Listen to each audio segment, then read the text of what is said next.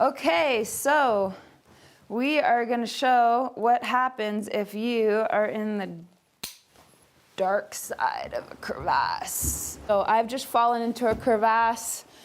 I'm really lucky because someone stopped me from continuing down into the abyss.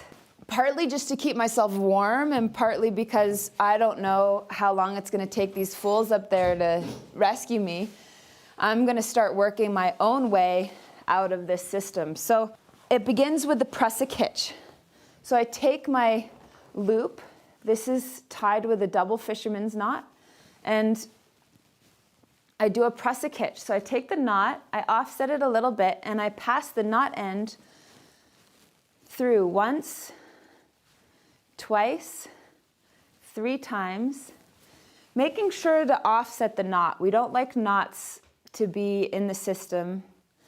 And so my Prussic hitch, if you look at it sideways, the way you can tell that your Prussic hitch is tied correctly and nice and clean, we call knots clean when there are no twists in them, is it looks like a broad smile with a tongue sticking out.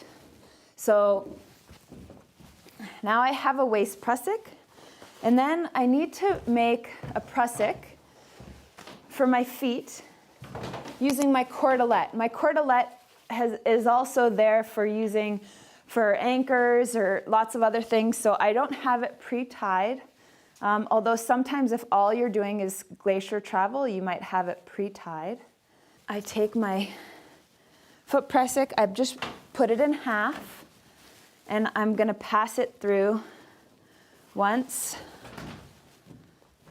twice, 3 times.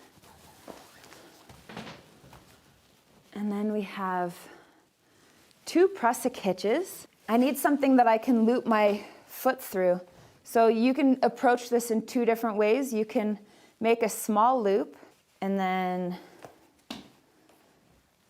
girth hitch your foot. And this is a good tool if you have hard boots and gets very painful if you're practicing in climbing shoes, or you can just make a loop big enough for your feet. What's nice about it is that it's now not going to fall off my boot. And now what I need to do is have my waist Prussic and this Prussic attached to me. I want this one though to be loose enough so that I can, this is just going to be my backup. So I have my foot Prussic attached to my waist. I have my waist Prussic attached to my waist. And then we are ready for action. So I stand up in the foot Prussic and I slide the waist Prussic up. And I slide the foot Prussic up. And I stand up. And I slide. And you can see actually I can cover quite a lot of terrain really quickly. Now, right now I'm still backed up with the rope here. And if we're scared at all, if the Prussics aren't catching very well, we can always back ourselves up by tying more knots and clipping them into the original carabiner that we were clipped to. So I'll show you that in a second. All right. Sliding the waist Prussic up. So I'm just caterpillaring my way up the rope.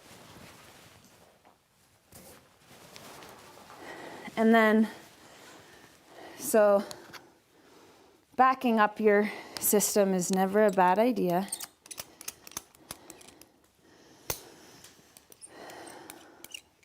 So this way, if both of my Prussics fail for some reason, I will not fall. Pretty soon you'll get to the lip, and likely your rope has dug way into the lip of the crevasse. And so you might need to get the shovel out of your backpack and dig away, scrape away some snow so that you can continuing Prussicking up. Or you could have someone come and just lend you a hand and help you pull up over the lip. This is just a short refresher. It definitely doesn't replace learning this and practicing.